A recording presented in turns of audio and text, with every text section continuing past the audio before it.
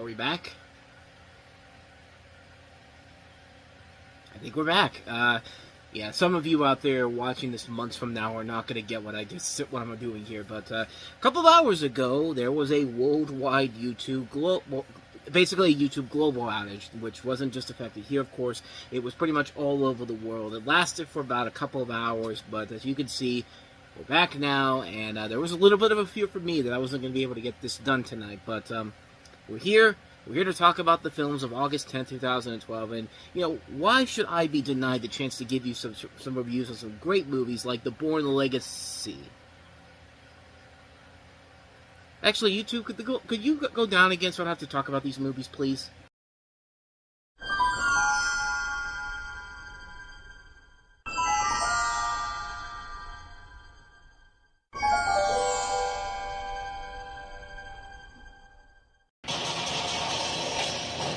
Okay, let's go. The Bourne Legacy, rated PG-13, starts August 10th. Okay, I make it seem like this is a bad week for movies. It really is not. There are going to be some good movies here, but we have to start with some real stinkers, like our first film here. Welcome to Time About the Movies, everybody. Today we are taking a look at the 5 films that make up August 10th, 2012. We're starting off on a sour note here with The Bourne Legacy, which on paper doesn't sound like a bad idea. You've got Jeremy Renner, who's a rising young action star, you know, starring in the Avengers this past summer. He was also in The Town. He was also in The Hurt Locker. So it's not a bad selection for him to be in. Yeah, the cast also includes Rachel Weisz and Edward Norton joining the crew here. It's directed by Tony Gilroy, who wrote some of the Bourne movies. So it's really not that. It should not be that bad of a movie, but then you have to see the film and realize that, oh shit, man, can Matt Damon come back sooner rather than later, please? And can we get Paul Greengrass back too? Because, my god, what a disaster this was. You have Aaron Cross, played by Jeremy Renner, who's a new hero, experiencing life-or-death stakes that have been triggered by previous events and the need of an assistance of a doctor, played by Rachel Weisz, to retrieve the pills he needs to stay alive. So essentially, it's basically the Curse of the Pink Panther of this series, where they bring in somebody new to replace the old person, except instead of, you know, Matt Damon being dead, like Peter Sellers was in those movies, he's still very much alive, and they just decided not to bring him back for this one for some reason. But yeah, the Bourne movies have been known to be action-packed all the way around and just so much fun to watch. This is the one where they really drop the fan. This is a bad movie, man. And I'll start off with the good stuff first, because there is a lot of bad things about this film. For one thing, Jeremy Renner is pretty good in here. He's the one thing that's carrying this together. He's not the problem with the movie. He's got a lot of charisma on screen. He doesn't overplay his role here. He fits this role very well. The best parts of this movie is when he's in Alaska. He's fighting off against wolves, kind of like The Grey earlier in the year. And, you know, there's parts where Renner has to fight off against these wolves, much like how Liam Neeson had to fight them off. I mean, and that's about it, man. Everything else about this movie was so bad.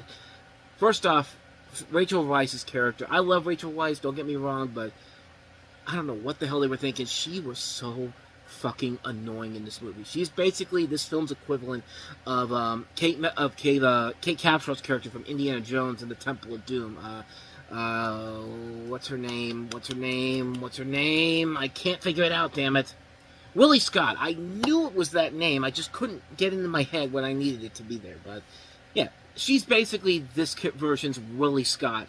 She's such an annoying character in this movie. She's the exact opposite of people like Franca Potente or Julia Stiles or Joan Allen, who is in this movie, and they write her as this annoying, whiny character who never shuts the hell up. She is one of the most annoying female characters I have ever seen in the movie. Plus, she keeps making one dumbass decision after another that make people want to chase her more. And, like you hate her even more because she's the one that's literally alerting them that, you know, Jeremy Renner's there. It's just kind of like, it makes no sense whatsoever why they made her so annoying in here. Second, you know how the Bourne movies don't really explain how something happens, but then they give you kind of like little teases and spoilers so that you can figure it out before they reveal it at the end? This movie doesn't do that. 75% of what happens in this movie is so phoned in, and they're never explain why it's happening. It's just, it's happening because, hey, we gotta do it because it's something that just needs to be here so we can make a movie out of it. Like, for example, why is the doctor shooting up all the people in the lab for? They explain that Edward Norton's character in this movie kind of brainwashed him to do so, but we never get a reason for it. Like, what good does that do except remind people of what just happened 2 weeks ago in Aurora, Colorado? Like, it makes no sense whatsoever. Like, why do the CIA agents need to kill Rachel Weisz's character? She even tells the CIA agents she has no idea what the hell's going on here, and you believe her, but at the same time they're just like, no, we gotta do it because we gotta move the story along here. It makes no sense. Who's Larks 03 that they bring in to kill the two in the final act? We never hear anything about them beforehand, and it's like they brought him in here just to have this cool-looking climax, which doesn't even happen at the end. He gets taken out by a pillar so bad and so poorly put together, it's almost a comedy how this guy gets killed. And we never hear from him again. Like, there's hardly any action in this movie. There's only 2 sequences where there's action. One at the beginning with Jeremy Renner in Alaska, and then one at the end. And so the smartly played out action sequences that we saw in the early films in the series have been pushed off to the side for a typical run-of-the-mill action film that has no action whatsoever. And the worst part about this movie is that there is no resolution to anything. Absolutely none. We just wasted 2 hours of our lives waiting for something to happen in this movie, and then it just tells you, nope, sorry, that's all, folks, we're done here. It's just like, I cannot stand movies with abrupt endings that have no resolution. All that does is just make you admit to your audience, we just wasted 2 hours of your life, but thanks for your money. And for a Bourne movie to do that, that is unacceptable. That is absolutely 100% unacceptable. And that's the point where I was just like, oh, go fuck yourself, movie. This movie is an unbelievable disaster. Jeremy Renner's the one thing who's holding it together somewhat, but everything else about this movie is terrible. This isn't even a Bourne movie. This is a movie that another studio looks at and sees the success of the Bourne films and says, we want to make our own Bourne movie. So let's go grab another book series based off of this character, and let's see what happens if we do it our own way. But no, this is Universal that's doing this, folks. Like, this movie is bad. I mean, the smartly written and cleverly done action sequences in the other movies and everything that was smart in the writing process in those films, that's gone. Universal did that so they can just make a quick buck with a rising young star, and they didn't care about you, the audience. They only cared about making the cold, hard cash. And you all bought into it? Well, technically, no, you didn't, because this thing kind of bombed pretty hard at the box office to the point where they said, Matt, Paul, I know we were shit to you before, but, hey, you mind coming back and doing another Jason Bourne movie? And sure enough, 4 years later, they came back, and they got the series back on track with that film. But this is about as bad as Amazing Spider-Man was in the story department, in the writing, in the action. It's a bad movie. I expected a whole lot better, but this is unacceptable, man. 100% unacceptable. So there you go. That's the Bourne Legacy, and, you know, like I said, it's not as bad of a week as I made it out to be, but we're starting off with a movie that bad. It only gets better from here, because our next movie, hey, we got an election coming up in a couple months, so how about a political comedy? Here's Will Ferrell and Zach Galifianakis in The Campaign. The Campaign. Boy, 13 years ago seems like a long, long time ago, considering how politics have basically changed in terms of comedy from back then to now. I miss these days. You have Will Ferrell as Cam Brady, a 4-time congressman who becomes a liability, and the Mach brothers recruit Marty Huggins, the son of a Republican heavy hitter, to run against him and be their vehicle to establish factories in the district that will import cheap Chinese labor. Trouble is, Marty is a lightweight. Marty's played by Zach Galifianakis, so his makeup falls to consultant Tim Watley. Actually, I think that's a name that was in another movie before, but he's played by Dylan McDermott from The Practice. And, you know, the race tightens as Cam consistently shoots himself in the foot, where the prospect of winning another also changes Marty and his family's dynamics. Meanwhile, Cam plays dirty, and Marty cottons on the Mach's grand plan. So what options do the rich have to get their way?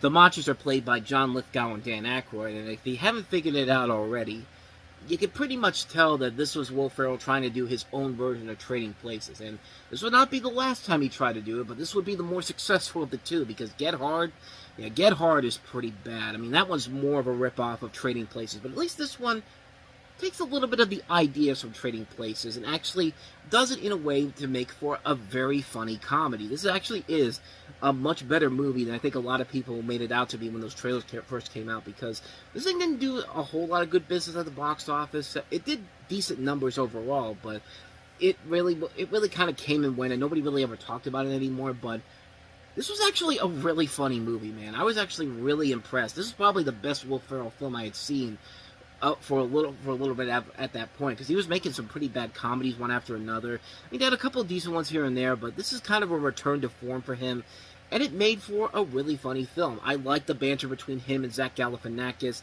I like the cast overall. You got a great cast. Also includes Jason Sudeikis, Brian Cox, Thomas Middleditch, Sarah Baker. You know, a lot of really good talent in here. John Goodman's in here, The Miz. I mean, there's a lot of good people in here. And for Jay Roach, this is a nice return to form for him. I mean, this is a guy that his last movie was Dinner for Schmucks, and that was not a very good movie, but this is a nice return to form for him. This is probably the last really good movie I've ever seen him direct, because after this he did Trumbo, which I don't think which wasn't great overall. Bombshell, not great either. And The Roses, which was just okay. Not as good as it could have been, but certainly was a lot better than I think it. I mean, it was a lot better than Trumbo and Bombshell. I'll give you that. But this one I actually really do like a lot. I think it's a very underrated comedy that didn't get the attention that it deserved back then. And I think it was made mostly because, hey, we got an election coming up in a couple months to elect the next president, which ended up being, of course, Obama again. But overall, yeah, I think it's a very underrated Will Ferrell film. I think it's a very funny film.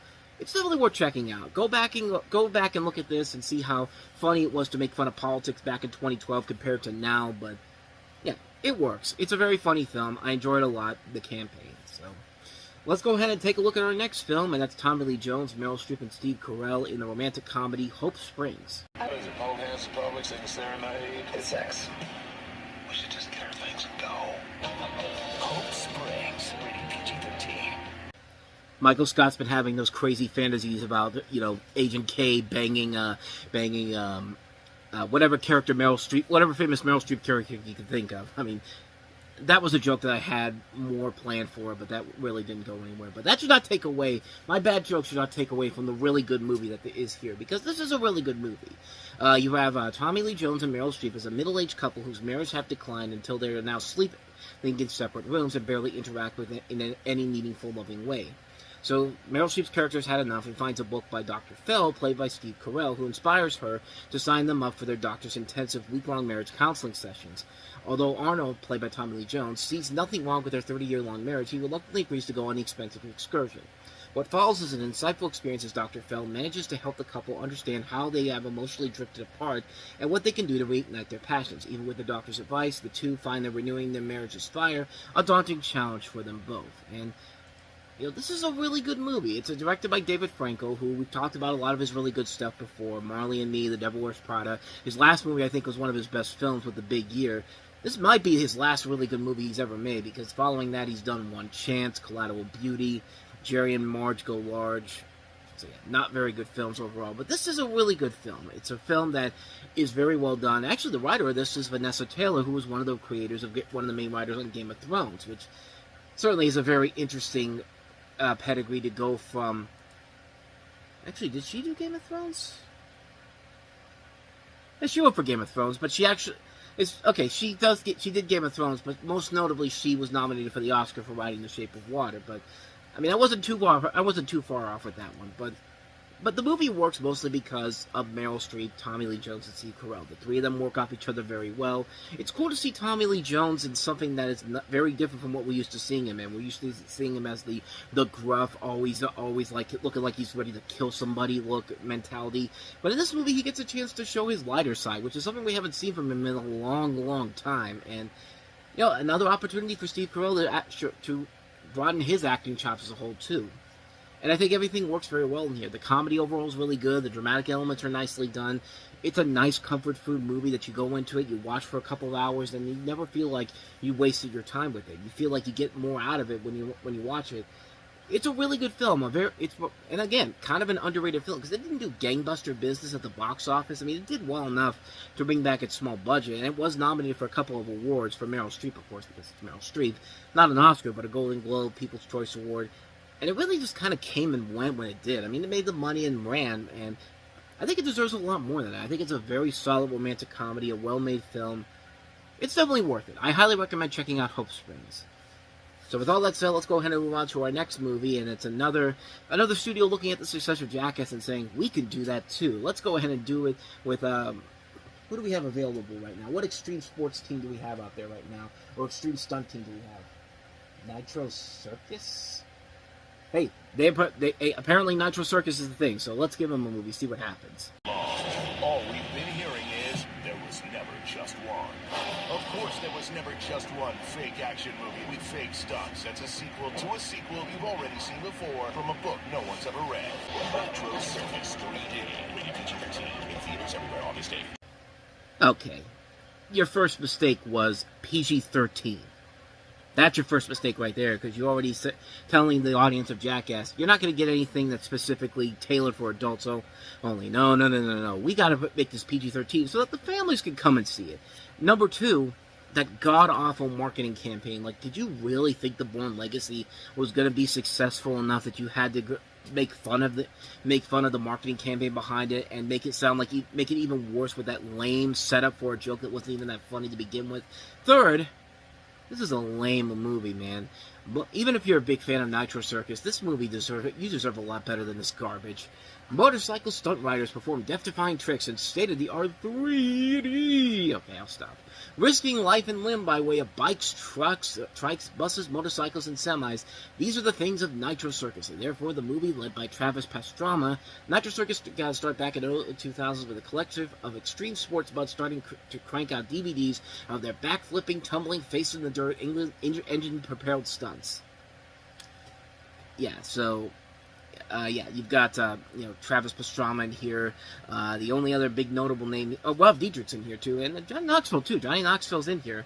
Channing Tatum. So, I mean, I'm not a big Nitro Circus fan in general, but I get the feeling that, once you do a couple of these stunts, the shtick gets old pretty quickly. I think this is from the same Jackass people in general, because Jeff Tremaine's also in here, too. Rob Dietrich's now more well-known for ridiculousness. But other than that, though, like I said, this is a movie that really does feel like they saw the success of Jackass. They wanted to make a movie based off of that. But the thing with Jackass is that the Jackass guys, they may do these gross-out stunts and all that, but they put time and effort and are elaborate with them. Most of the stunts in Jackass are not the same thing. With Nitro Circus, it's pretty much the same thing. It's just like, hey, watch us do this extreme stuff with a bus, a car, a truck, a train. It's just like, yeah, after a while, that shtick gets old really, really fast. And, yeah, people were not stupid enough to go see this. This thing flopped hard at the box office. It has a 6% on Rotten Tomatoes. I mean, this thing was a mess from the get-go, and nobody was going to buy into this. Because it's just like, you're not doing anything that makes Jackass... You're not doing anything that the Jackass guys haven't perfected beforehand. You're just doing the same things over and over again with a different vehicle. It's just kind of like, what's the point? Like, why am I even here right now? Yeah, people weren't stupid enough to buy into this. It crashed and burned. You can kind of see why. It just wasn't it just wasn't fun overall. It was just kind of a lackluster attempt to rip off Jackass, and not in the best way possible. This thing came and went, and it's kind of hard not to see why. So let's try to end the show on a much more positive note. Spike Lee is back with a new film, and he's going back to his roots with Do the Right Thing with Red Hook Summer.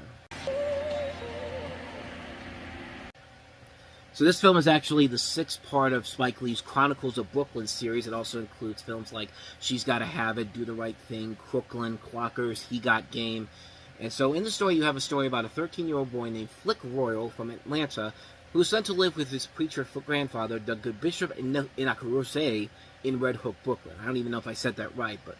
In the midst of a sermon, a strange man strolls into the back of a church and accuses Bishop Enoch of sexual molestation 15 years earlier in Georgia. Enoch then admits that it was subsequently covered up by his church, which paid for the boy's family hush money and let Enoch go free to start a new life in Brooklyn. The news causes members of his new congregation to turn against him and beat him.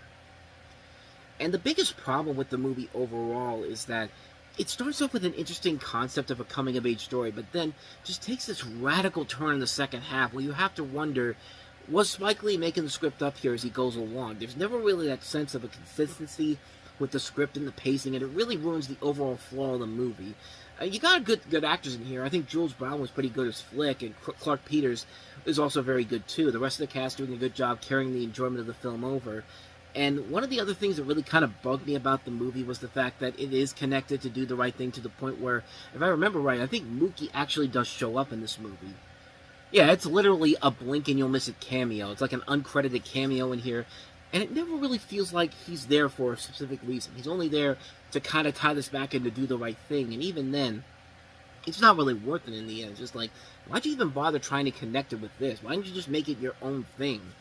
But, I mean, to its credit, it's not a bad movie. It's certainly not one of Spike Lee's worst movies, but you expected a lot better from Spike Lee in general. This feels like a film that was written at the last minute, especially with the third act that just basically comes out of fucking nowhere.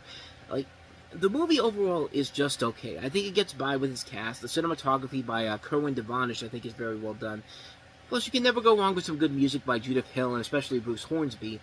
If the script had been better handled, they probably would have had something good here, but as it stands, it's definitely a movie I would say for you probably want to watch it one time, but then you'll never want to watch it again afterwards. It's really a film that isn't that great overall, and definitely feels like the lesser of this Chronicles of Brooklyn series that Spike Lee had.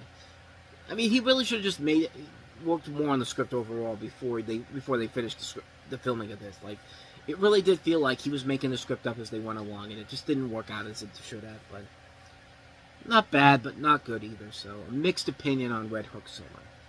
And thus, with all that said, we wrap up another edition of Time About the Movies, and the next time we meet, we have a wide assortment of movies next time around. Some good, some not so good. We've got Sylvester Stallone reuniting all the big action stars once again for The Expendables 2, easily the best film in the series, and I'll touch on more on why that is next time around. We also have the Leica Animations follow-up to Coraline, Paranorman. We have Jordan Sparks along with Whitney Houston in her last big film before passing earlier in the year with Sparkle, a movie that should have been great, but yeah, we'll talk more about that. We'll also talk about Disney's most lamest attempt to try to create a whimsical fantasy adventure since Bridge to Terabithia, The Odd Life of Timothy Green, with characters that you are going to hate so badly once you see this movie, and you hear me talk about it, because it's definitely a messy, messy film. So we also but then we have more pretentious garbage with David Cronenberg this time around, with Robert Pattinson starring in Cosmopolis. This another movie where it should have been a chance to show what Robert Pattinson could do outside of Twilight, and then not so much. And then we also have, I almost lost the name here for a second. We also have Robot and Frank, a very intriguing title about a jewel thief who gets a gift in a robot butler. And so, basically sounds like the Rocky V subplot about Paulie getting a robot sidekick, except this is done more seriously and probably will make for a better movie. I don't really remember for certain, but I'll take a look at it again tomorrow just to see, and you'll hear from my thoughts on that. So we have 6 movies to look at tomorrow, a stacked show, and it'll be a lot of fun overall, assuming that we don't have another outage, but then again, if you aren't watching this on October 15, 2025, you're not going to have any idea what the fuck I'm talking about. So, with all of that said, thank you so much for watching this. I hope you enjoyed this video, and if you did, if you somehow find enjoyment out of this, please go ahead and do me the honors of hitting that like button, that subscribe button, and that notification button. Also, don't forget to check out our playlist, and don't forget to check out the last episode we did. So with all that said, whether it's in the past, the present, or the future, I will see you at the movies. Take care.